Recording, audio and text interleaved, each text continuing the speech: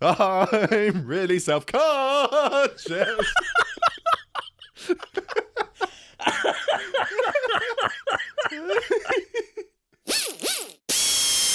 Before we can open up any new wounds, we better reopen some old ones with a little bit of follow-up on the Daedalus Annie judge's decision. Yeah. There's a Facebook chat where lots of Roboteers are, and Cosmin had some thoughts. So things that I think that he mentioned that I think are worth pointing out are that we sort of noted at some point that Daedalus appeared to be stopped for a little while, and we weren't really sure why. Cosmin clarifies he thought he wasn't sure if he was being counted out or not, so he did the right thing and stopped and waited for confirmation from Tim before he carried on, and then as soon as he was given the green light, he carried on. I noted at some point last episode that Annie's drive appeared to be a bit wonky. Cosmin reckons it's because he hit Annie's wheel quite early and caused the drive for Annie to be wonky, which is cool. Ryan, you sort of talked about, you had a memory of Annie sort of was it Annie making its way to the pit door at the end? This is not a memory that's been corroborated by either party involved. Cosmin reckons that Daedalus did it, but Ben has no memory of Annie doing that. So, on Joe Brown's channel, the Buggle bonuses have continued, and one of them was kind of the post-fight and the judge's interview from this fight, which does show Daedalus managing to crab walk in a very controlled way to the arena door. It doesn't show whether Annie did or didn't. But of course, Daedalus is doing that without the weapon running. Yeah. So I don't know if he had that much control in the fight. It may well be that actually he had more control with the weapon than without it. I can't remember who it was that was saying this. It might have been Cosmin, it might have been someone else. And I really wish I'd taken note of who it was, but someone was saying that it is possible to use the throttle on the weapon up and down to sort of give yourself more control while crab walking. Not something I have an experience of, but I remember trusting that person's opinion at the time. That's crazy. Physics, baby. So more crazy physics, I guess, from Cosmin. He's intentionally ricocheting off the wall, which I kind of knew, but his explanation for why is quite interesting. If he's crab walking, he can't quite get enough momentum to get a good bite into the opponents when the weapon's spinning. So he's intentionally ricocheting off the wall to give his robot enough momentum to get a good bite into whoever he hits. Which I think is crazy. I think that's an amazing tactic, and I can absolutely see how the judges would consider that control. If you're considering how much control you've got over your robot, I think switching from sensible drive to crazy ricochet drive and being able to be even remotely effective with that, I think is pretty impressive. And I think that's probably it for the really important stuff in that fight. So I think Cosmin pointed out a lot of little things that Daedalus did that I certainly didn't notice when I was watching the fight. And it would appear that the judges did. One other key thing I remember him bringing up is that the damage to Bourbon, so the drum being removed by Drizzle, was set up by a hit from Daedalus that kind of opened up that frame rail again and made the drum loose enough to then be removed. So that is another very key bit of damage to another robot. Yeah. I think overall, this is obviously a really tricky situation for Cosmin. He's won a fight, but he's almost not allowed to be happy about it. And his response to that, very sensibly, has been basically to stay quiet. But I'm so, so glad that he took the time to... I wouldn't say he's even sort of giving a defence of Daedalus, but I'm so glad that he has sort of gone through and pointed out, here are some things that don't seem to have been as much of a part of the conversation as I think they maybe should have been. And it does change my view of the fight a bit. Not enough to feel that it's the decision I would have made, but it does all just make that decision feel a little bit more reasonable. It's more and more of a viewpoint that I can see a judge having. It does all still contradict with what my understanding of the judging system is. So I was at an event in Loughborough this weekend, Loughborough Robot Riot, very good little event, and I spent a lot of time talking to a few people about the judging system. I also managed to find, I think this is the only version I've been able to find at least of the judging criteria online, which is a document from 2013 that gives 2-sentence descriptions of what control, damage and aggression are. So that's either completely out of date, or it's what's meant to be used, and whatever they were doing was quite a long way from it, it seems. So I'm still very confused. I completely trust that the judges have applied their system correctly. I just still don't know what that system is. And that bugs me more and more every time I talk about it. I think it's really hard to be involved in a sport or a game where you don't know the rules. That's the point of the game. It is frustrating that it's sort of like we sort of know we do know the rules, obviously, but like there are subtleties to the rules and the way that they're applied that we don't know, and that is frustrating. It's sort of mildly irritating to be trying to do commentary about and this podcast about and all that kind of stuff. But like I think when you're in the crossfire of these kind of decisions and stuff, if you're involved in a fight that has one of these controversial decisions, it's I can't imagine it's fun, because it's like, well, the judges made that decision, and we can't point to a piece of paper that explains why. And I think that's a bit frustrating. And I'm going to sort of echo, I think, your plea last time. I'm going to sort of make it again now. If there is information about how this is judged, please tell us. Please publish it. Please tell us where it is. One of the things that a couple of people said to me when I was having these conversations at the weekend is that the guidance that judges are given is intentionally vague because they don't want it to be a restrictive system. They want it to allow the judges to use their experience and expertise to make a judgment. And I love the idea of that for a live event where everyone's on the same page. I think once you have a big audience like this, you really, really need that clarity. What I'd really like to see, even if it was just a Bugglebot specific thing, is some kind of system that has a rigid points-based setup. Because that's then something you can communicate easily to an audience. It won't get rid of controversy, we know that from Bugglebots, but it gives you a way of talking about it that isn't the judges just sort of giving a couple of sentences, which, I'll be honest, I don't think I've found any of the judges' sort of explanations of their decisions all that helpful.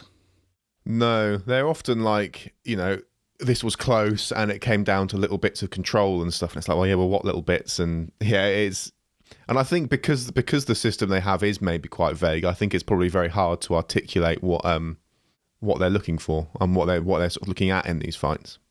Yeah. Headline is clarity good. Yeah. I'd also like to be really clear about something quickly. We have no ill will towards the judges at all. Like, this is the system that we're complaining about. Like, the people involved are all lovely, wonderful people. No problems there at all. That's the thing I think that bothers me about a lot of the conversation going on around it. And I apologise, I'm skipping forward in our structure here, but I think this does fit here. Last time we had a discussion, or a very short discussion that should have been longer, about this idea of robbed. And I've spent a long time trying to work out why I don't like that word being used in this case. And I think for me, that term robbed implies that a system has been implied inconsistently, incorrectly, or unfairly. It implies that someone has been cheated. Whereas I think what we have here is very far from that. It's just a system that doesn't match our expectations. Yeah. I think that's fair. It's fair, and it's about to get circular, so we'll move on. Cool. Did you have any more follow-up? It's half follow-up, half front matter, but we've mentioned the Buggle bonus content. Just wanted to mention that a lot more has gone up, including a little fight that we had in the pits with Jay. Yeah. It's a 3-minute fight as well, so, it needs some judging. Oh, dear. Funny enough, this is a fight that I missed. I was not present for this fight. I was arena side watching fights. You were in the pits for whatever reason, and then you just came back and said, oh, by the way, we just had a fight. It's like, oh, okay. How? Why? Oh, dear. Good. No, you make it sound like I'm the back. No, I don't know if I was like tinkering with hello there or just getting some peace and quiet. I don't know. Either of those are plausible. But yeah. Oh, yeah, and both of those are fine as well. We did spend a lot of time doing our own thing. It's all good. But yeah, Myra was there with Jay and thought, let's just have a go. We've got the arena there. And went for a little 3-minute bout. It was quite good fun. It was that really sort of solidified for me that our weapon can work for that long. And yes. also taught us a lot about or taught me a lot about our drive, and indirectly you, in that like you can really see in that fight that's 3 minutes of me trying to push Jay around, and the motors in Hello There get very hot, and when the robot slows down. This was actually the point where you realised what the drive problem was, wasn't it? Yeah, this is the fight that sort of was like, we've got a problem with our drive. It still took, months and months before we figured out that the drive belts were too tight. But it was like, this is when we knew, there is a problem here. Like, this is too hot, and this is what's going on. Because I did a 3-minute fight and then almost immediately took it apart to charge the battery up again. And I was like, oh man, like you could feel the heat radiating off the motors. It's a good fight. It'll be in the show notes. Go watch it. Yeah. Man, I'm really doing wrap-up-y things at the moment. As a final bit of follow-up-y, front matter-y, mash-up-y stuff, I went along to Love for Robot Rights this weekend. Completely unplanned thing. Didn't even really realise it was happening, but Gareth Anstey, who came on the show way, way back, was swinging by my way, offered me a ride, offered me to sort of join up with the team. Really lovely little event, really chilled, really casual. We spent sort of half the day sat next to a group from the uni who were trying to get their build done at the tournament.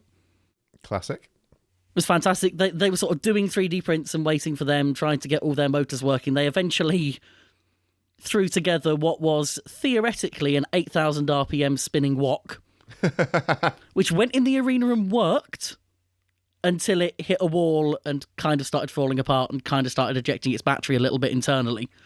But they had a great time. Event itself was won by Polly, which is Ben Hassan's sort of robot that was intended for Yui, only came along for whiteboards, and then won the whole thing. That's the kind of victory I like. As I've been describing Polly, it's currently a cut-rate Dwayne Nibley. So I take it you quite like it then? Of course, yeah, I love it. Winner aside, as I said, really nice day. Thank you so much to Gareth for sort of taking me along as well. It's a really nice experience to kind of go along to a competition without the pressure.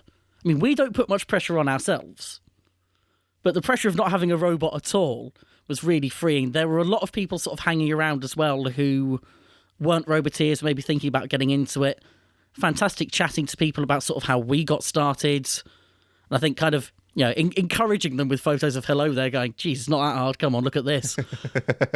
And then the grand final basically got invaded by a slightly drunk rugby team, and they had a fantastic time. Yeah, nice. So it's a lovely little positive day of fun fighting. Oh, I'm glad you had a good time. And now, something not casual at all. Now something decidedly more serious. But equally enjoyable. We have the grand final. Le grand finale. The grand finale. Now, when I saw the runtime for this episode, I thought, have they put... Obviously they haven't, but I thought to myself, have they put the dung beetle melee in here somewhere?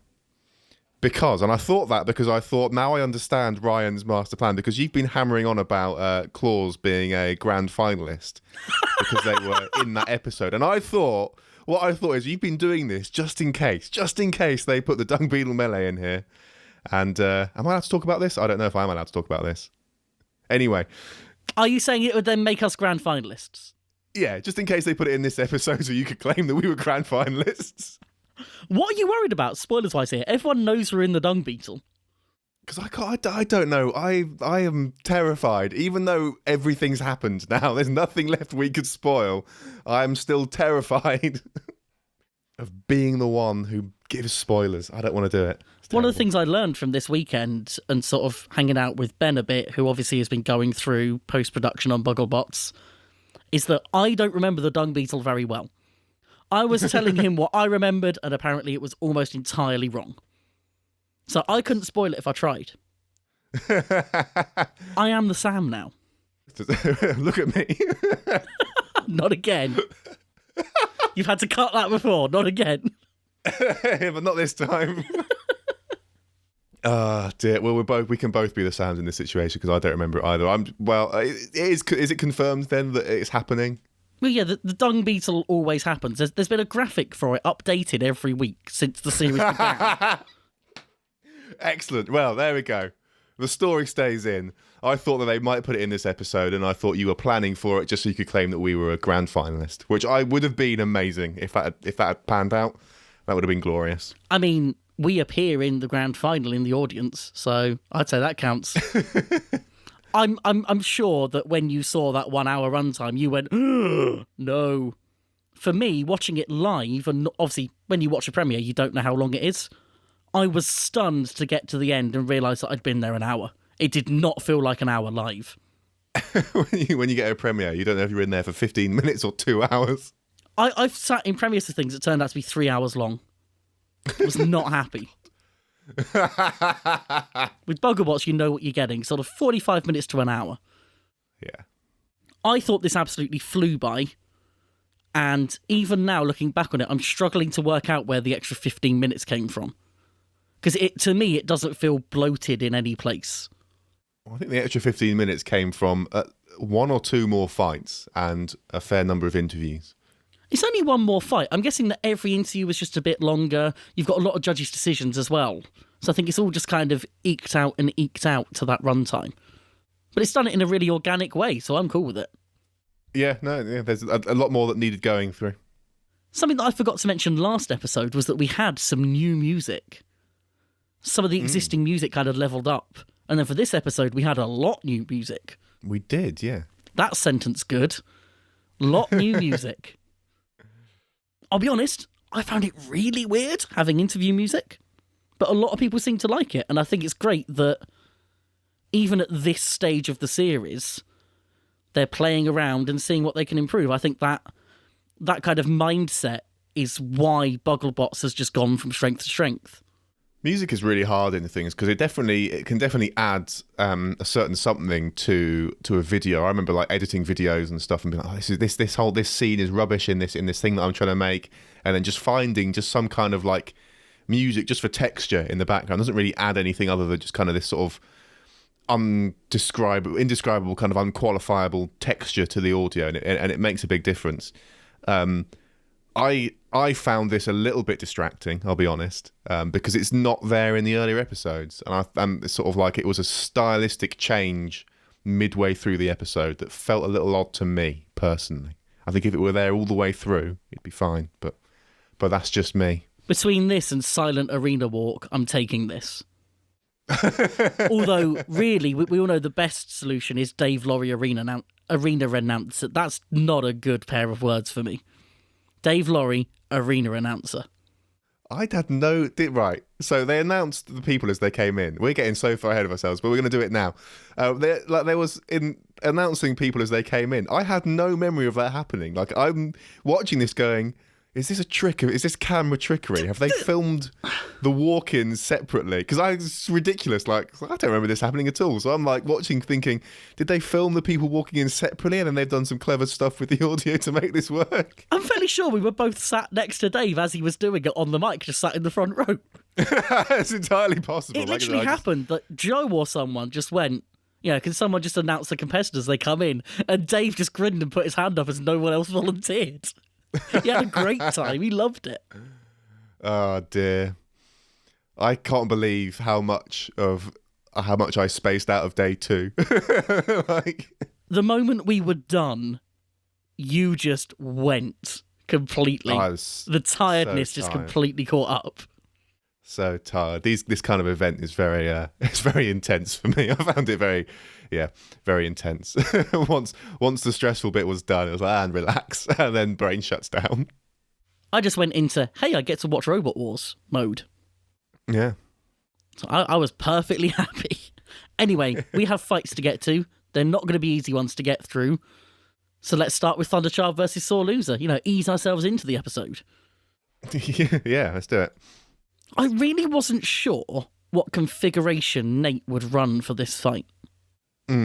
Because the forks are kind of the go-to for facing a vert, but Sore Loser is so far away from the standard kind of vert you will face, in that it's not really trying to get under you that much.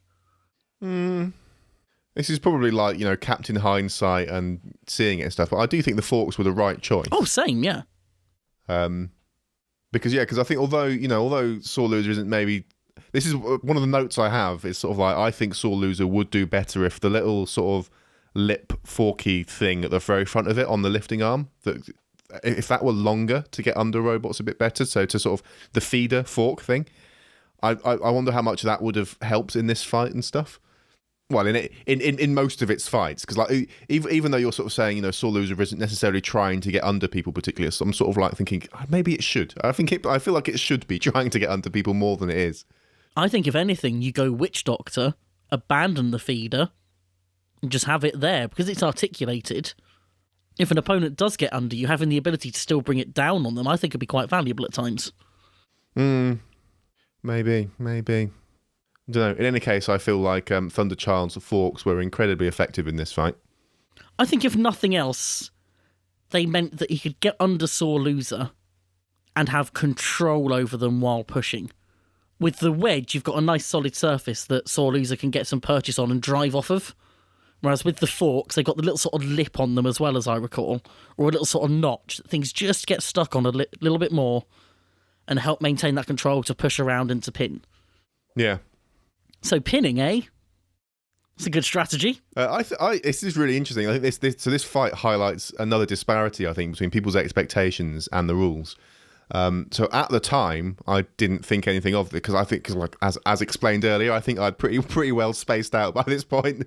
So I didn't really think much of the decision for this one. But watching it now, I was actually quite surprised when sore loser was announced as the winner.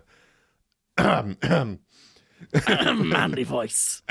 Yes. When sore loser was announced as the winner, and so yeah, it was sort of a bit of a surprise because I do feel like that the pinning and stuff, like having good control, I think is enough for me anyway to overcome the damage thing here. So yeah, I think once again, the rules have been consistently applied and stuff. It's the way it goes. But yeah, I was a little bit surprised. It's interesting how different this one was to watch back in the episode for me, because at the time, I remember being really confused about how you could possibly see this as being sore loser's fight. But I think a combination of seeing it in the edit and also just the conversations we've had about judging and the way the judges' decisions we've had have altered my expectations, I'm not surprised by the call. I think it's pretty much a 50-50. I think you could make a case for it going either way. Especially, well, depending on how much you stray from the 2013 judges' rules, you know, which are the best we've got, so we're going with them. I think there are arguments both ways. And I think the key thing, and we were told this at the time at the event, was that the pinning was viewed by the judges as a negative. Yeah. I think it sort of was classed as control. It's certainly, you know, dictating the direction of the fight, but I think it was classified as being extremely non-aggressive because you're basically taking 10 seconds of the fight and making sure nothing happens. You're creating 10 seconds where you don't take any damage. Yeah. And in an arena where a robot like Thunderchild is being given a very clear route to victory, that does seem like a very non-aggressive thing to do. In an American arena that doesn't have that kind of thing, it's a hugely aggressive thing to do. It's you taking the fight to the opponent, dictating the pace of everything. So it's both aggression and control in that respect. But for us, it's more that you're wasting an opportunity than taking and creating one. Yeah.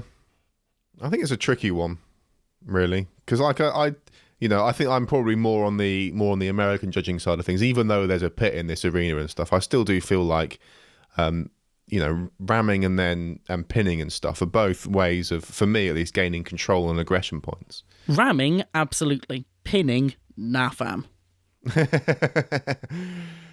Yeah, I can totally see that argument. Like I said, it is as long as it's all consistent, it's fine. This fight, at the end of this fight for me, I sort of felt like if you're a wedge bot and you go to the judges, you've lost. That's what it felt like. It was like, I don't see how you can be a wedge bot, go to the judges and win. I'm sure you're now about to give me an example of exactly that happening at some point in this series, but as of right this second, I feel like if you're a wedgie bot and you can't win outright, if it goes to the judge's decision, it seems like that's it, you're done. You're not going to win. But we've said exactly the same about spinners. Yeah, but like spinners have much more knockout potential. I guess it's sort of like, the arena as well, I guess, does play a factor. Like, I didn't really think about the pit, to be honest. So, these are all opinions and thoughts that are wrongly based on this, on the idea, on not having a pit and stuff. But so yeah, maybe, What you've basically said there is that if a robot without a powerful weapon goes the full 3 minutes, it shouldn't be given the win because it's failed to win in the 3 minutes.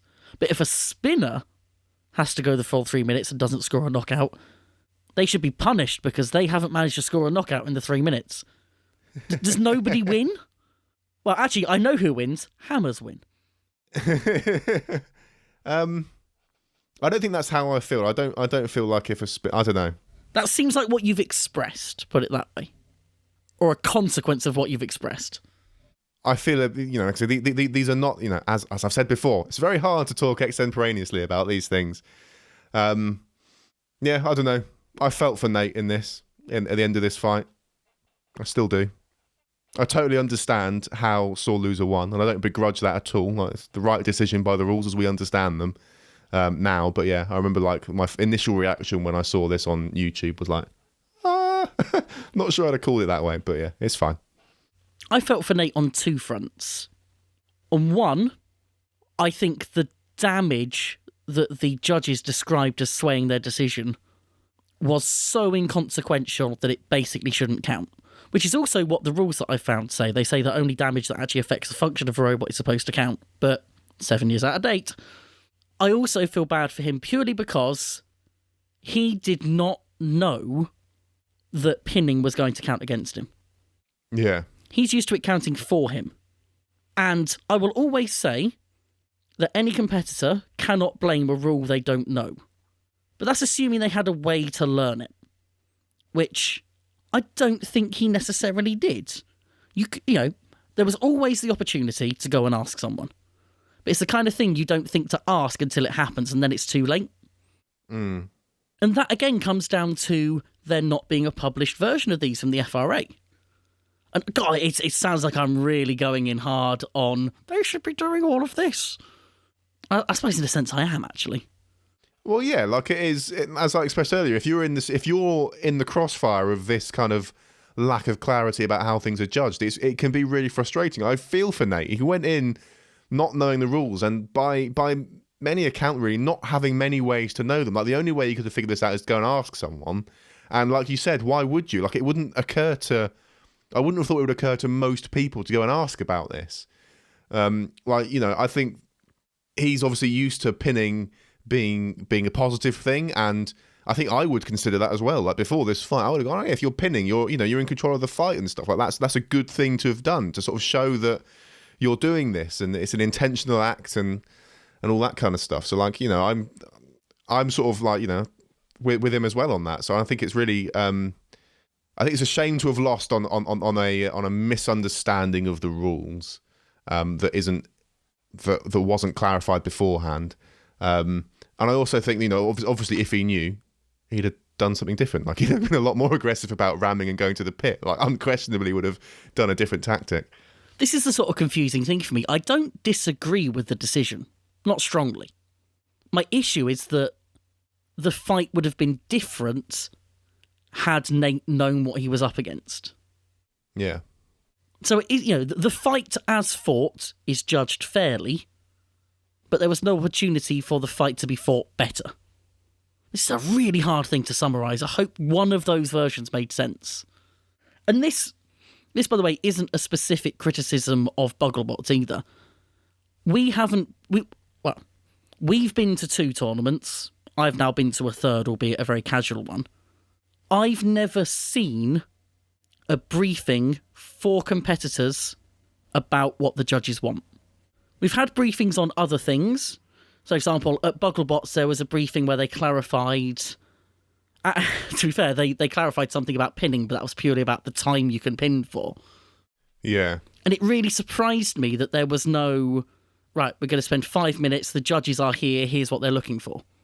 I think that's really hard to do, because I think that's one of those things that can so quickly suddenly absorb an hour of a morning of trying to sort of brief everyone, because, You get pernickety people like us asking questions about hypothetical situations that are incredibly unlikely to happen and sort of all that kind of stuff. So I think it would be I can see why you wouldn't necessarily do a sort of a thorough briefing of all the sort of subtleties of the rules and stuff. And I can see why you'd also be like, maybe let's just, I don't know. I can see why it's not there. The stuff they did clarify was around what counted as a grabber and stuff. Yes, so that was the timing thing. Yeah, so like if you are designed to be a grabber or a crusher, then you can pin for 30 seconds. Otherwise, it's 10 seconds. And they clarified things that are and are not grabbers and stuff. Like we could not use the hammer to do that, for example. We could still only pin for 10 seconds and stuff. And that was a good clarification to make. And that's also one of those things where like, that's a predictable question. Whereas, yeah, I don't know that pinning in general is a predictable question. I don't know.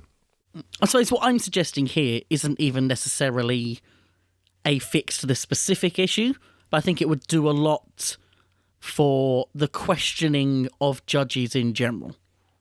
Just making sure that everyone is on the same page as this is what we count as damage, this is what we're looking for control, this is what we're looking for as aggression. I think the way to do this would probably be as part of your sort of... So like as you apply, you get a bunch of emails with lots of documentation and stuff. Like we got like a big pack, I guess, that had in email like just a bunch of PDFs that were like, this is where it is, these are the directions to get to the event and stuff, this is where you go, and all that kind of stuff. And I think in there should be the judging criteria, and then also maybe on the like in the pits and stuff, just have like on the board or on the screen or something like this is just, you know, a page that you can go to sort of clarify rules and stuff. Like I think there are things that can be done to improve this kind of stuff, and I think it just comes down to, as what we've asked for before, which is a document explaining how the judging works would be really great. And I think a lot of this doesn't happen purely because events are predominantly attended by experienced people and run by experienced people.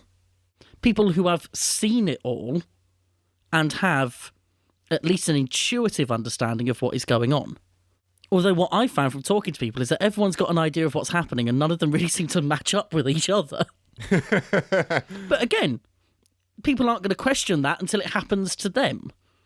Well, this is all like volunteer-run stuff by people in their free time and stuff. Like, of course, you know, it's totally understandable why it would take time to make a high-quality document of the judging. I do think it'd be worth investing that time for sure. But yeah, I can also, you know, understand why it's not there. Doesn't stop me from complaining about it though. I feel like I've been more critical than I'm comfortable with here. But I suppose what I'm trying to do here, or what we're both trying to do here, is like make a suggestion, which always feels really weird when you're coming from a point of inexperience. But I think that experience is what helps us see it as well. That inexperience is what helps us see that this is a difficulty for someone new, and probably a difficulty for a lot of more experienced people as well. The other thing as well is that like I've sort of people are like, oh, if you like something so much, why are you complaining about it all the time and all that kind of like, why are you always so negative about this thing that you claim that you really like? And sort of if it's good, it's things that think. It's only worth sort of criticising things that are good, if that makes sense. Like if something is rubbish, it's just not even worth the time to criticise because it's just rubbish. Whereas Bugglebots is A, really good, and B, we're taking it seriously. And so obviously we're gonna end up with these sort of like criticisms and suggestions for things to make it even better, because we want it to be even better than it already is. And because we see the potential for it being even better. Anyway, I feel like we've strayed a long way from where we began. I want to make one more point that may or may not be a good one, but I do also want to say that this is coming from a perspective of two people who have never felt that they've been screwed over by a decision. This is true. And I don't know if that strengthens or weakens my point, but it's like every decision we've been involved with, we have lost. Every fight we've been involved with, we have lost, pretty much. I think it's fair to say, you know, we are not a successful team. So this isn't a gripe based on that fight we had. If only we had this, and this, we'd have had them then. And I think that's maybe an important point to make. Yeah, this is all just coming from empathy. Well, it is for me anyway. Like I said, I feel for the people that get the raw end of these judges' decisions. I just don't want... You know, I don't even feel for the people who get the raw end. I feel for the people who get the decision and get crap for it. And I feel for the judges who make those decisions and get crap for it. Because I don't think they're doing anything wrong. I just think they're fighting an uphill struggle, and we can sort of lessen that gradient a bit. And now we shall break this cycle that we're in and realise that we haven't really spoken about the fight at all, and realise that we're not good at that anyway, so we should probably get on to the next one. This was an enjoyable fight, and it's always fun seeing Saw lose a fight as well. I mean, goes for both robots. Love watching both of them. I know, but I feel I'm very self-conscious about whenever Sore Loser is involved and making sure that we talk about it enough. Oh, there'll be more. There'll be plenty more. We should move on to Splody Boy versus K2. Yeah. I don't know what there is to say about this fight. K2 just expertly dispatches Splody Boy. Yeah. I think it's hilarious that the self-proclaimed wheel eater of Bugglebots has gone into a grand final full of spinners and is the only robot to end a fight wheelant. Wheelant? I've been doing this a lot lately. It's amusing me. We're going with it. Wheelant. Okay. Daedalus has come close. No one else has lost a wheel in this grand final. Only Splody Boy. Oh dear. I suppose another theme that's going to have to develop as we go through this, and something that I was kind of scared to talk about when we spoke about Heat 1 because I was just terrified of spoilers, is the gentle inevitability of a K2 victory. It's a crazy machine to watch. I think this is not particularly evident in this fight, but I find K2, the way it moves, sort of weirdly chaotic. It's a sort of a hard robot to track where it's going, which works in its favour, and yeah, it's sort of deceptively gentle, I think, and just slowly, but surely and inevitably, just destroys all in its path. It's quick, it's grippy, it's responsive, and it's a vert that doesn't gyro. And in the hands of Mark in particular, that is so deadly. We've said before, it doesn't hit hard, but it hits consistently, and it doesn't die.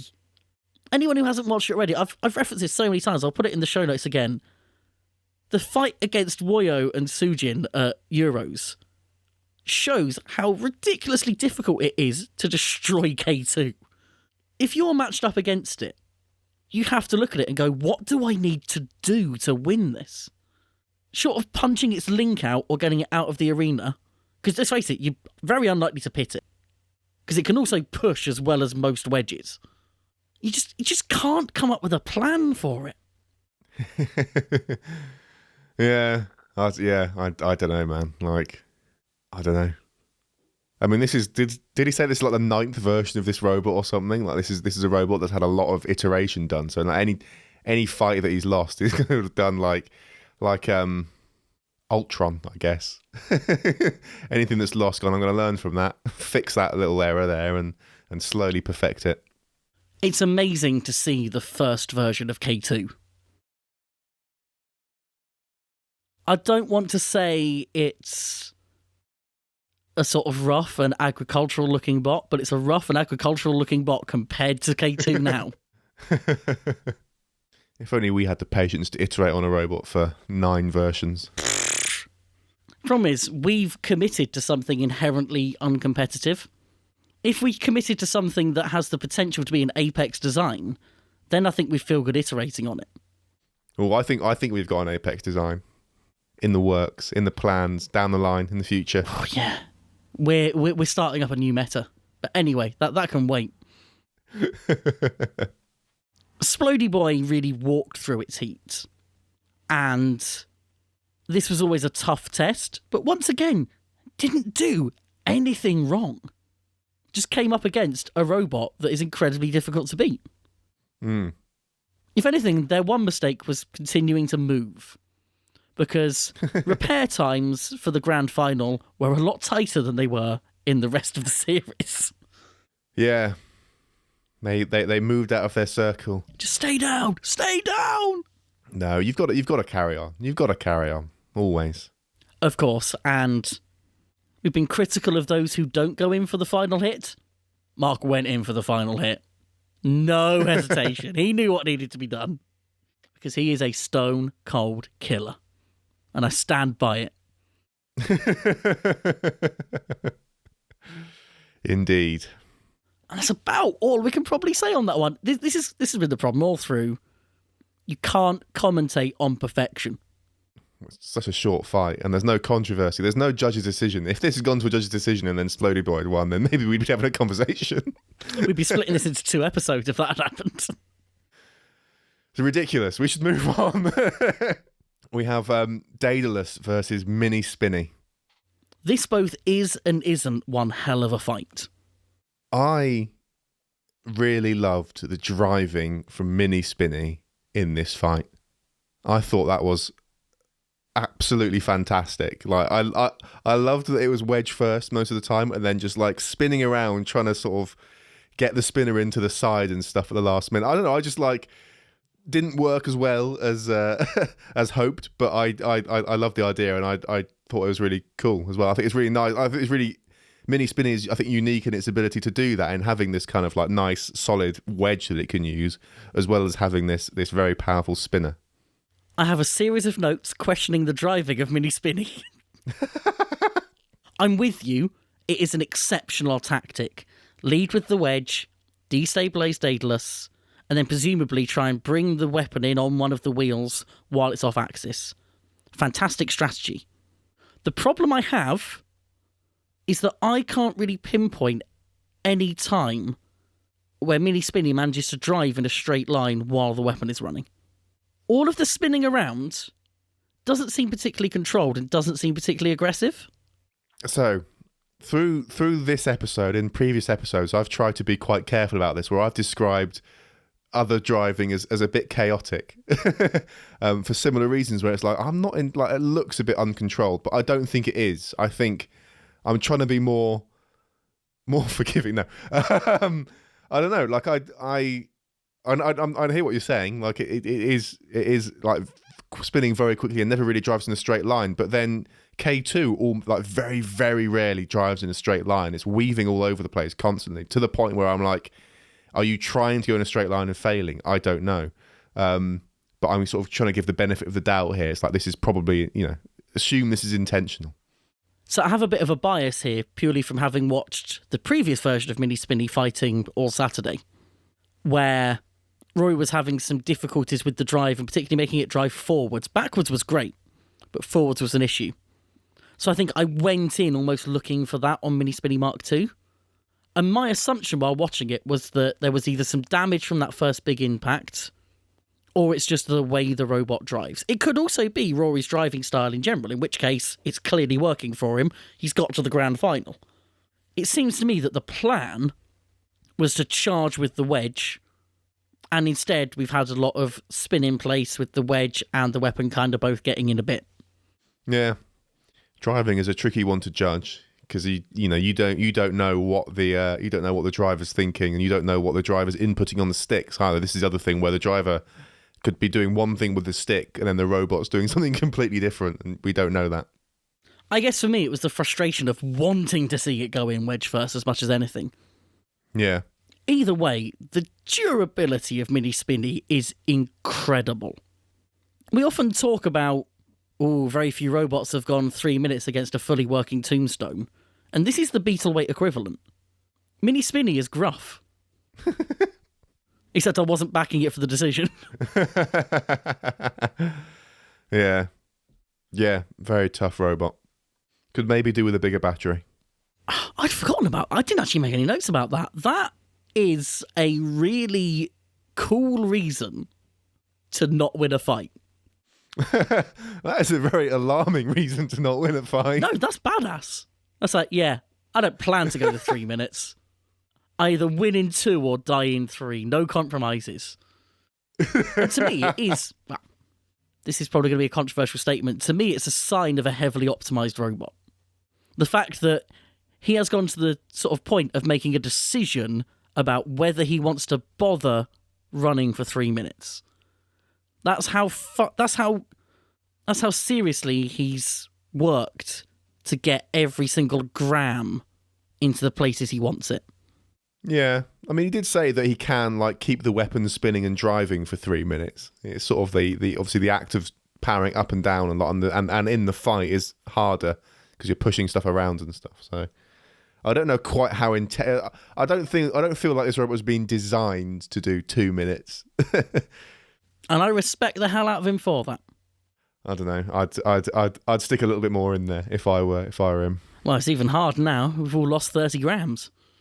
Why?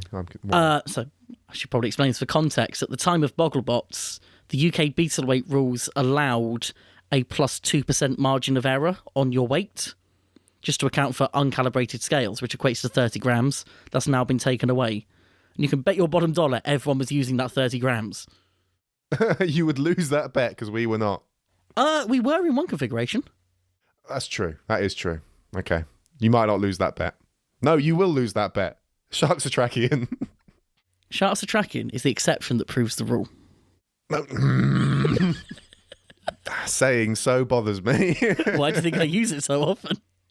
I'm going to stick with my theme here of like offering suggestions on how to improve very effective robots. Go on. I wonder if Daedalus would be improved by slower drive. I don't see why, because faster drive equals better engagement at the same weapon speed. Daedalus is so chaotic, though. I think later on in this episode, he sort of dials... Well, I don't think he dials the robot back, but he dials his driving back a little bit, maybe, and looks a bit more controlled. But, like, it's really hard, because obviously, as we sort of mentioned earlier, Cosmin does sometimes intentionally ricochet to get better engagement and stuff, but, like, doing it when both wheels are there and stuff feels a bit less intentional to me. I don't know if he was doing it on purpose or not.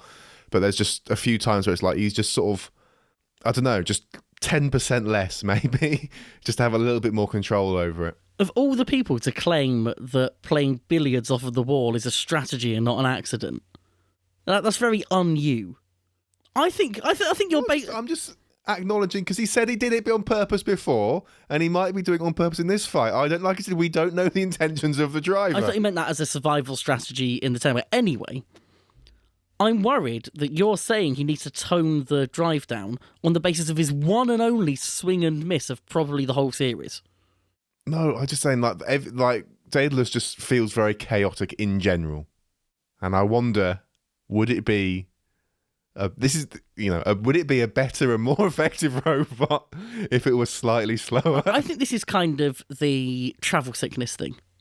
The person driving doesn't get travel sick, right? In general.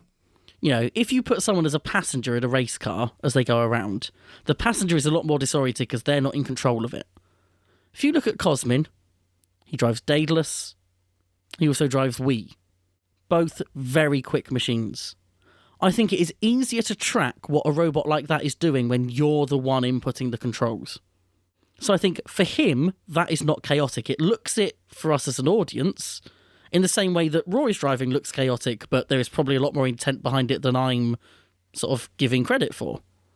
I think as long as the driver feels in control and can execute their game plan, which Daedalus seems to be very good at doing, I don't think there's a problem. No, I am right here. I must be pleased. Write a strongly worded letter. Dear sir, I demand that you slow down your drive, for I cannot track it. No, you make sense. It's a good point about the drive being in control. I don't know. It's fair enough. I still think it's a bit. I still think it's a little bit much. But obviously, Daedalus is a very effective robot. Anyway, this is like I said, I'm just giving thoughts about how to improve already very effective robots is a bit silly. Anyway, this one weird trick wins you Bugglebots. Yeah, BK2. A robot with also quite potentially chaotic drive. That doesn't feel quite as quick and stuff. Like this is weird because it feels more, because it's a slower robot. It almost feels a bit more intentional, but it is still chaotic. Like I do wonder, could to improve K2, which clearly needs improving, could you tone the mixing between the two sides down so that it spins a little bit less quickly?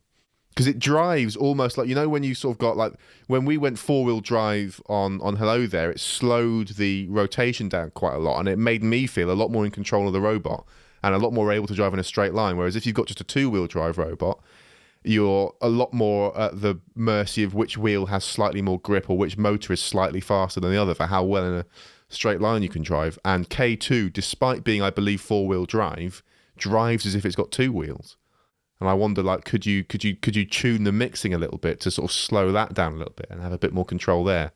Sure, if you're a complete wimp, I think you should speed it up. To each their own. This is going to be like the weird follow-up to Ratunkti, just Sam improves robots. Sam improves effective robots, I will only cast my expert eye over robots that are already very good. They must be worthy of your critique, because we only criticise things we love. Exactly. I almost feel like, in the interest of time and rambling, we should kind of skim over the next fight. Yeah. So, apologies to Splody Boy, Mini Spinny and Thunderchild. This was over quite quickly. We have our customary one link loss of the episode, which I did find quite funny after Mini Spinny had taken all those hits from Daedalus, that killed it, but them's the breaks. I think Rory had quite a lot of repair work to do, so that probably affected how this fight went for him. And then the absolute domination from Thunderchild as soon as it becomes a 1v1. God, that pitting was amazing. Oh, superbly done. Going in while Splody Boy is still gyroed upright and just tapping it into the pit was brilliant. It's kind of weird for robots to be going out this way in the grand final. Sort of going out of a loser's melee feels like it doesn't have the prestige that they should have, because both of them kind of tore their way through to this point.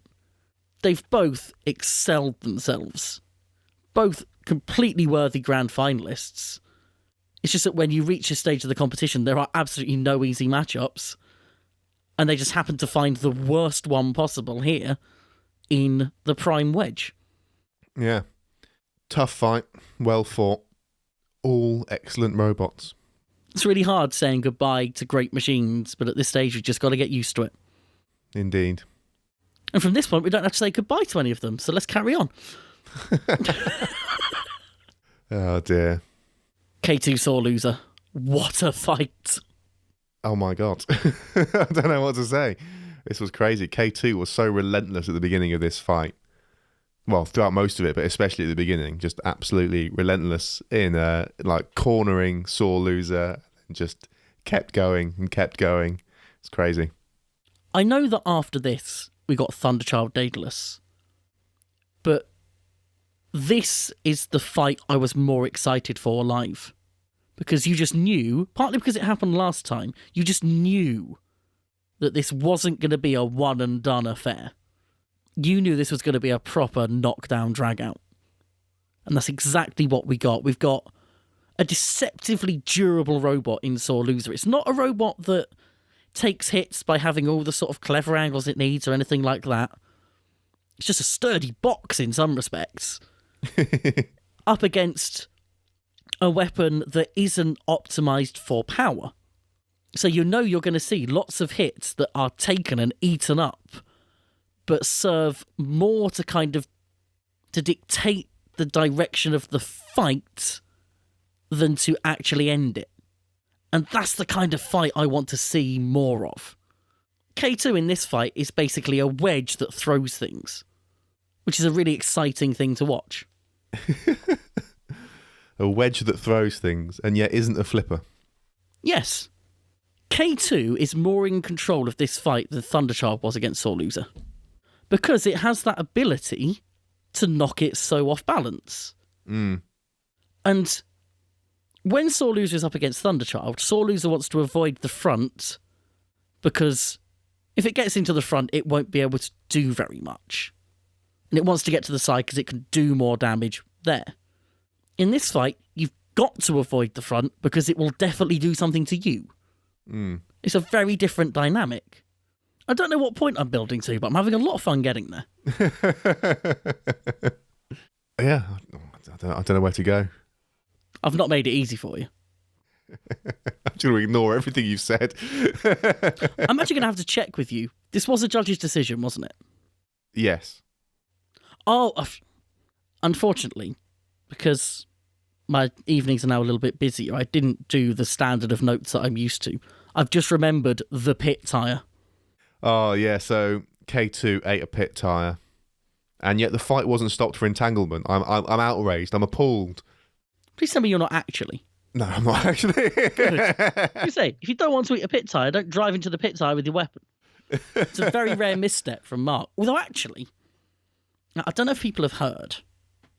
It's not been spoken about very much by any podcasts, but at Euros, K2 was involved in quite a good fight against, who was it? Wei Yu and Sujin, that's it. And as part of that fight, K2 did drive over and ingest a wheel that was on the floor. And on both occasions, it's done that and not actually broken the weapon. That is like one of the harshest dead stops the weapon can be brought to. And it just seems absolutely fine, just sails through it. Obviously, it gets a bit jammed in the moment, but as soon as that's removed, yeah, it's fine again. Well, I presume Mark's pretty quick about turning the weapon off. Yes. I presume so too. One would hope so. I thought it was a real shame that the sore loser couldn't really capitalise on this too much at this point in the fight, because obviously, you've got K2 and it's weaponless, and sore loser's weapon was still mostly working, but the front end of sore loser had been sort of bent up, so he couldn't bring the arm down low enough to get under it, and just couldn't fully capitalise on this opportunity in the way that we'd all hope. Something we saw a lot of last series was Mark turning off the weapon just to make the most of his drive. So this is a situation that he has prepared himself for very well, to continue dominating a fight without the weapon. Mm. And that's exactly what he does. It's a risky situation for him, but he just does enough to stay on top, remain in control, remain aggressive, and just take the fight over the line, where I think it's quite an easy decision for him. Yeah. It's funny how that happening, in so many other situations, we would probably consider as ruining the fight. Whereas here, it just made it even a little bit more. Well, because I think the pit tyre was like in the last 30 seconds of the fight and stuff. It was right at the end of the fight, and it just added a little bit of tension, because it felt a bit one way by this point. You're like, well, this is clearly a K2 win, and then sore loser's got the opportunity right in the last 30 seconds to potentially change things. So I thought it added quite a lot of tension to the fight. I think as well that kind of live in the room, a lot of people had come along thinking, K2 won't do it again. Yeah, it's a good robot, but there are a lot of really good robots here. The standards increase massively. You're not really expecting Mark to retain it, especially considering, outside of Bugglebots, he's had the same difficulties that anyone really has at events, with some sort of losses coming in slightly strange ways, and in the case of that Wei Yu fight, losses coming in the inevitable way. But this was the point where you're sort of going, oh, hang on, he's probably about to do it again, isn't he? So I think anything that put that in danger, people do kind of perk up a bit and go, oh, hello. Maybe the expectations that we didn't have 3 hours ago are about to be smashed. And I think people really want to be taken on that sort of up and down ride, which is exactly what this fight provided. Yeah. I think we can move on then. And up next we have Thunderchild versus Daedalus. 2 Electric Boogaloo. And this is the fight I referenced earlier, where Daedalus seemed less chaotic this time. It felt like Cosmin kind of dialed it down a little bit. Maybe this fight is a situation where engagement is a bad thing. Maybe he learned that from flying out of the arena before. Possibly, yeah. Probably worth noting at this point that, as far as I'm aware, the semi-final draw was random. I did see a few people who kind of theorised that maybe it had been set up this way to avoid a rematch in the grand final. Not that it did that anyway, but that's something that people seem to think. As far as I'm aware, not the case. Yeah, I'm pretty sure any kind of draw stuff like this, I think, was all random. I think this fight was largely dominated by the great Daedalus pit escape, really. The noise in the room when that happened. Oh my! Oh, I was about to compare it to football, which probably isn't helpful, but you can compare it to football anyway. It's fine. I'm trying to think what I could compare it to that would be utterly irrelevant to you, but I can't think of anything off the top of my head. Like that moment where you think a video file you're encoding is not going to encode correctly, but then it does. That relatable moment when. Sure. No, that was the equivalent of kind of a 90th minute goal line clearance in like the... I was about to make it too grandiose. Ignore it. It's fine. It was very good. 10 out of 10 would be surprised by again. Yeah, for sure. Now, I think it's interesting in general, the noises that an audience makes. Because when something like that happens, it's a lot of sort of disoriented screaming followed by polite applause. And the two things don't really go together that well. Oh, dear. Disoriented screaming all the way. I think that Greg of Wee Woo fame was filming this fight and kind of shared it with us before the series came out. So there were sort of a few people who'd filmed various bits, so we all took a look. And his shouting is probably the best shouting of all. It's just, ah, ah, ah! Just noises. And that is all you can make. Yeah, it's an entire room of people that are completely lost for words. And then Shane just quietly crapping himself as Daedalus throws itself at him. That didn't look as violent from that camera angle as it looked from the audience. No, I mean, because, Daedalus obviously just went straight for where Shane's standing, basically. And it's, crazy. Still, at least you know the arena's safe. Not that I doubt it, anyway. I feel like some viewers coming out of the 10-way kind of viewed this as a little bit of a justice narrative. You know, kind of making up for the wrong that is Daedalus being here by getting it out of the way so it can't sully the competition anymore. But what it really is another incredible clash between two tournament favourites. And where I said that the last one would have been a worthy grand final, so would this. This is the kind of fight that a grand final is made for. Sorry, a grand final episode, to be clear. This is the standard that you expect at this stage of the competition. And to be getting this as a semi-final, yeah, amazing. Bring me more. Put it into my veins. God. Which is a particularly weird thing for me to be saying, but we'll carry on. I haven't just freaked myself out slightly. It's fine. Oh, dear. Is this the fight that Nate came back to the table from just like physically shaking? Just from the pure adrenaline of it?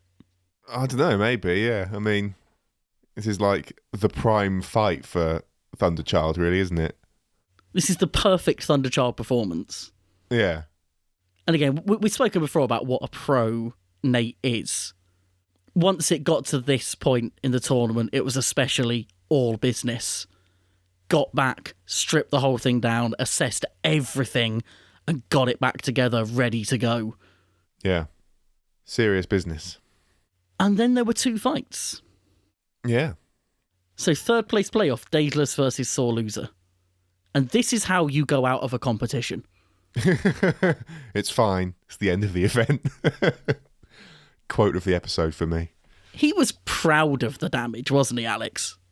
Oh, yeah. I mean, this is it. Like, you know, if your last fight is against Daedalus, which I think is a fantastic last fight to have, it's just like, right, go to town, no holding back. We're just gonna just see what we can do. And yeah, to have you, I don't know, of all the robots to be wrecked by at the end, Daedalus is a good one. I wonder how Cosmin felt about wrecking such a beautiful machine. I think I know. I think he was probably fine with it. Oh dear. Yeah. Worth it. So worth it. It's really easy to underestimate the improvements that Alex made to Sore Loser for this year. It looks like it's just kind of had a respray, but as far as I'm aware, everything, much in the sort of K2 mould, had been tweaked and upgraded, and so many lessons have been learned from the first version.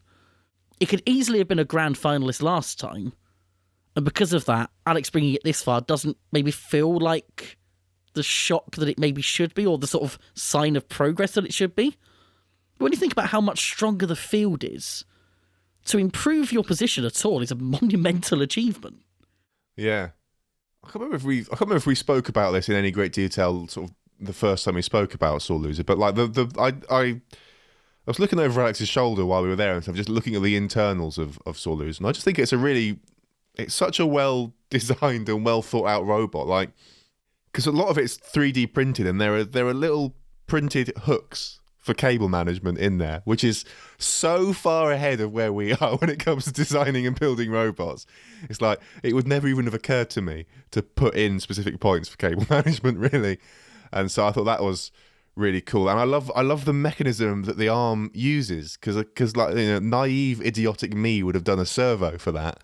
But sensible people like Alex have done, it's got a worm gear, and then the bottom of the arm has the cog bit, I guess, on it. It's not like a complete circular cog, but it has that on there, and that's what's used to articulate it backwards and forwards with just a little motor driving the worm gear and stuff. Like, I just think it's a really, really elegant, very sort of simple and well and thoughtful design. And I think Sore Loser is a fantastic machine.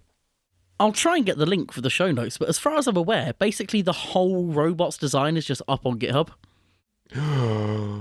It's like, or Thingiverse, or one of those things. I don't know what all these things are. Somewhere. I mean, GitHub and Thingiverse are not the same. I know they're different things, but it could be either, because it's a 3D printed thing. This is true. But also has like design stuff behind it. I don't know how robots work. Why am I even doing this? But yeah, basically everything you could ever want to know is just there. Amazing. And some things you probably didn't want to know as well. It's so good. It's so small as well. I couldn't really get over how small the body of that robot is. It's just tiny. Yeah, it's super compact. How do you fit it all in there? But it's all there. I think it probably helps that the weapon motor is not in the body of the robot. That is a big chunk of the volume. Even the wheels are super impressive. It's like the hits those wheels have taken over the course of this final.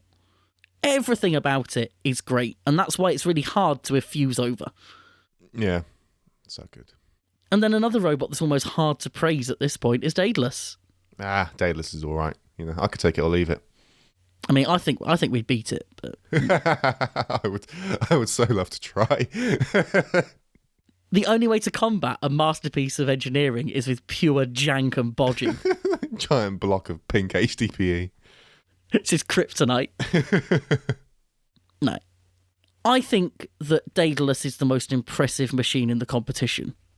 It's a style of robot that's always fighting against the arena as well as the opponent, and yet Cosmin has built something that overcomes that and dominates, and has made its way onto the podium the longest way possible, pretty much.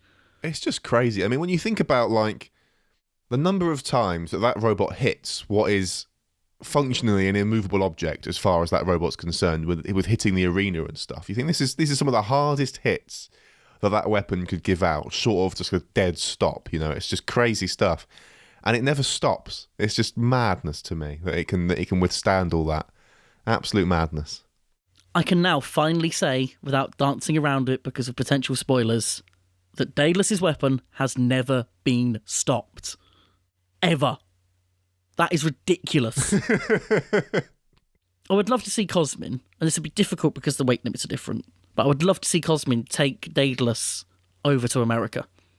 Because America is the land of the reliable spinners. You know, you look at things like Silent Spring in particular, and something that just seems to keep going. They have a lot of undercutters that never stop in particular. I'd love to see how it kind of stacks up there. Yeah. Not because I think it will be found out at all. I think it would do really well. What I'd love to see what it would take to stop that weapon. Yes. What would you have to build to successfully stop that weapon? I have no idea. I honestly think that you could directly jam something between bar and body and take it to a dead stop, and that wouldn't be guaranteed to kill it. That's like the worst thing you can do to a spinner. I guess if you manage to land like a really solid, powerful hit on the axle, basically, like on the top of the robot, right where that hub motor is, I reckon you could do something there. But yeah, that would be a hard hit to achieve. The other thing would be to just straight up twist the frame. But again, that's not something you're doing easily. Madness. So if Cosmin would just add wheel guards, then you'd have the perfect robot. Jeez, Cosmin, get on it. Yeah, just put wheel guards on it. It's simple. And now, for the second year running, we have a judge's decision in the grand final. And damn it, I need to fact check that. That could be wrong. I hope it's wrong. I want you to be wrong about something. It'll make me so happy. Never happened before. Don't see what would happen now. We have K2 versus Thunderchild. You talk amongst yourself. Okay. I'm sure it was. As ever, the driving of K2, I think, is chaotic but effective. And I love when Mark starts and stops the weapon as he needs to do things. Like there's a point where he's on top of Thunderchild. He's like, right, I don't need the weapon now, so turn that down and then get off the top and then just spin it up. And because it's not the world's most powerful spinner and stuff, like it starts and stops so fast, it's just like up to speed immediately. And I love it. So good. Because this fight is too good to say that much about, I've not tried. The one thing I really want to say is huge credit to Mark for keeping this fight happening as far away from the pit as possible for almost the entire time. He has his one scare, and that is it. Yeah, there's an interesting sort of bit of commentary that I had had a bit of a roller coaster on, where one of the guys is sort of like, why would Thunderchild drive them away from the pit? And I'm like, K2 is clearly reversing here. And then the other commentator clarifies as well. So I feel like that commentary was on purpose to explain what was going on. But yeah, like Mark does a phenomenal job of like not going anywhere near the pit and making it incredibly hard for Nate to take him over there as well. It's funny, by the way, that you were saying earlier, K2 has gone through all these refinements. Thunderchild is the exact same. Yeah. These are two robots that are basically at the point of being as good as they can be, with drivers that know them inside out. And that's why it's so even. Although I will say, I think the judge's decision isn't too tricky. It's even, but in a way that from a judging perspective, quite firm. Yeah, this is the thing where I think you can... I think Nate knows as soon as it's gone to a judge's decision, he knows he's not going to win, I think. Because I just think this is one of the situations where it's like, unless he managed to pit K2 and win outright, K2's got the damage points, and that's, the most important thing, it would seem. So yeah, it's sort of inevitable and a very reasonable decision as well. I have no complaints about it at all. It would have been really difficult had Thunderchild not so sort of visibly lost drive on what starts off as the front right and then I think becomes the front left in the final sort of 30 seconds. Yeah. That bit of key damage just makes it. Yet there are still... I'm going to call people out here. There are still like two people in the audience who refuse to clap the decision and clap K2. And I find that so funny. Just watching two people like shaking their heads going, no, this is wrong. This is fine. The time for anger has definitely passed. This is all good. Yeah, it's fine. I'd be happy with either winning, but they've got this right. Yeah, it was a close fight, but yeah, K2 won that fight, I think. I mean, the record will show that K2 won the fight. That's true. Thunderchild. Oh boy.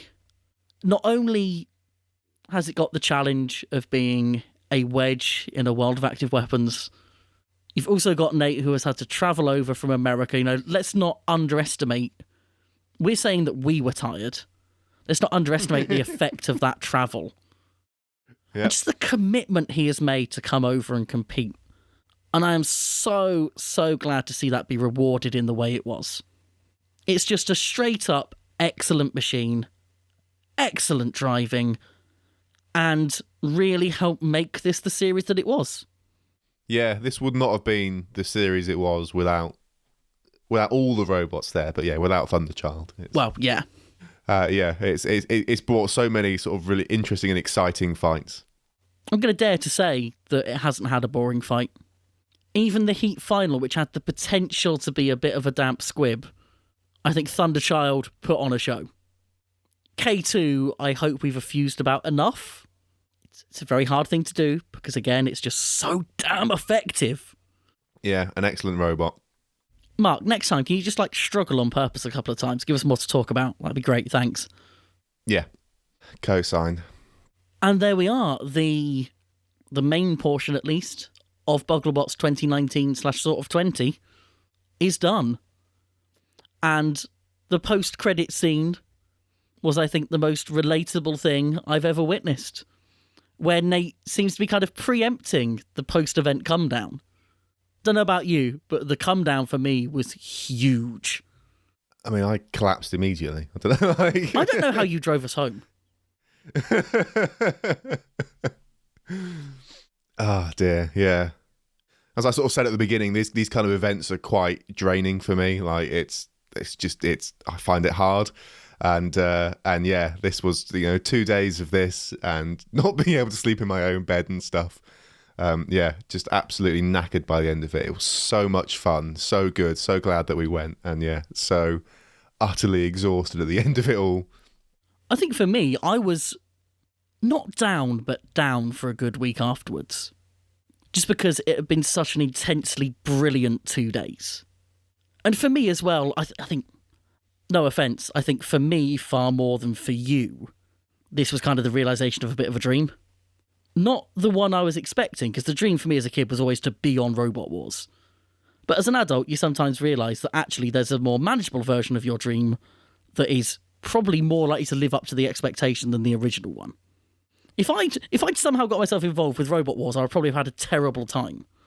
This was pretty much the perfect experience. And it lived up to everything I wanted it to be. But boy, the few days afterwards, oh, they were rough. Yeah, it took a little while to recover. But now I think we're in the swing of, getting involved in events regularly. I don't think I'd feel that again. Oh, I'd feel that every time. Maybe not quite as strongly, but yeah, I would be exhausted. And it's funny, like you're sort of describing sort of feeling a bit down for a little while afterwards, whereas for me it was sort of like exhaustion but also relief for it to be over. I guess I probably felt some of that as well, but yeah, I want to be really clear again that I really enjoyed myself and stuff. Like, I'm not like, oh, thank God I'm away from that horrible place. Like, it was a lot of fun, but it's also like, I'm sort of just like glad that it's like I can take a moment to breathe and be away from it all. It's not an easy thing to go and do. It's incredible fun. It's 10,000% worth it. But it is a long weekend. But then take how difficult that is for us as builders and competitors, and then multiply it by the correct amount for the crew. And it's not a weekend for them. It is like 8 to 10 months. In fact, you know what? I honestly think that Bugglebots, even though they've happened a year apart, each one is probably more than a year's work for a lot of people. It's so crazy the amount of work that has gone into it, and like the work that and the effort that the crew and the editors and just everyone involved has gone through is just insane. I just can't believe it. I saw a spreadsheet that was containing all the organisation for all the footages and stuff, and it's like, this is the most intimidating thing I've ever seen. The amount of footage that they filmed, and then you have to organise it all and then edit it all, is all this huge amount of time after the event, and then that weekend on its own as well is just an enormous amount of effort. And yeah, like I think it's very easy to underestimate the amount of effort that all these people put in. It's enormous.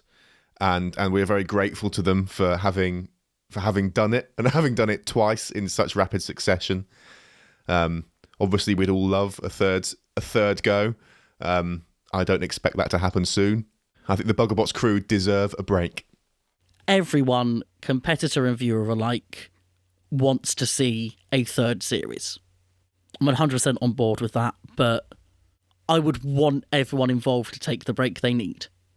Yeah. I worry that a third series could be the last if it was kind of rushed into. Because, people are putting a huge amount of their own time into this, and that means that other things must be slipping for them. You don't want all your volunteers to come to resent the thing that you're making by basically killing them with it, which is what could probably happen if they did this, again and again, year on year on year on year.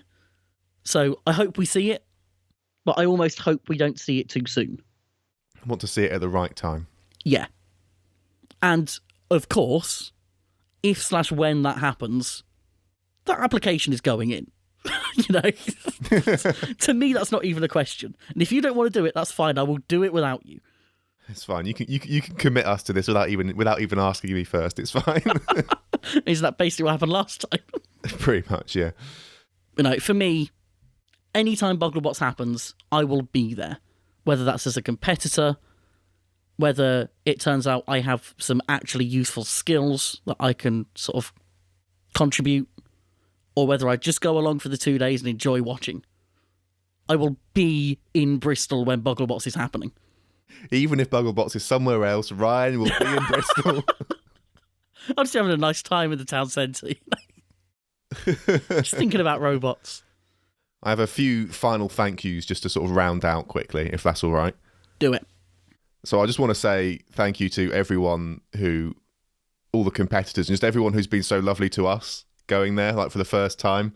It's a very sort of strange feeling where we've obviously spent a long time talking about this kind of stuff before ever building a robot, and then I feel like we've been very welcomed into the community, and people have always been very kind about our robots that we've built. And thank you so much for that. It's been really lovely. It was lovely meeting you all. And I would also, this is going to be a bit weird, I'm afraid, but I'd also like to say thank you to Ryan, who I've really loved doing Spinnerproof and building the robots with you and competing and stuff. Like, for me as well, competing in Robot Wars was something I wanted to do as a child, and obviously, it just doesn't happen. And I think if it weren't for you starting this podcast and then entering us into various things, I don't think I'd ever have fulfilled that dream. And so, yeah, thank you for making this podcast with me and for making the robots with me. I've really enjoyed it. I'm glad we could do it. And I'm not going to sit here and like awkwardly reciprocate the thanks. I'll like drop that on you when you least expect it. I look forward to it. Well, on that lovely note, do you want to quickly talk about Yui? Right, so with all the Bugglebot stuff done, Spinnerproof is going to be less regular now. Like, you may have got used to weekly episodes. Get unused to that again. It's stopping now. We'll do episodes when we're ready. Return will return, I hope. Like, we do want to go back and finish that, and hopefully we'll have some time. But before then, we will be at Yui. We are planning this weekend, in fact, to try and build a robot in 2 days for that. And that should be a laugh. I don't know how much we're going to talk about it now, but I do know. Not at all, basically. We're building a robot. It's going to be silly and also a bit serious. And I'll try and tweet about it as we're building if I remember and stuff. So follow us on Twitter at Spinnerproof, and you might see some pictures of it going together. Yeah, I think that's about it, really. Yeah, Spinnerproof is now entering build mode rather than podcast mode. We are going to be a team and not a podcast for a bit. Bugglebots is going to continue on a schedule that we're not quite sure of with all of the specials. I think it's fair to say we're probably not going to cover them in a timely fashion. I don't think we're going to ignore them either, especially considering, the dung beetle is going to involve us and we want to talk about that. But the building now needs to come first for a minute. Yeah, conversations about Bugglebots will happen as and when. When you least expect them. Like a thank you from me, they come out of nowhere. What I'm going to do when we're building, I'm just going to set up a mic in the shed. No. Bonus feed. Oh dear. Right then, we run on a bit, so I think we should finish. You can find the show notes for this episode at spinnerproof.com/episodes/68, and there you can find links to all the stuff we've been talking about today. You can also find a link to our Twitter at Spinnerproof, where you can see pictures of us building a robot.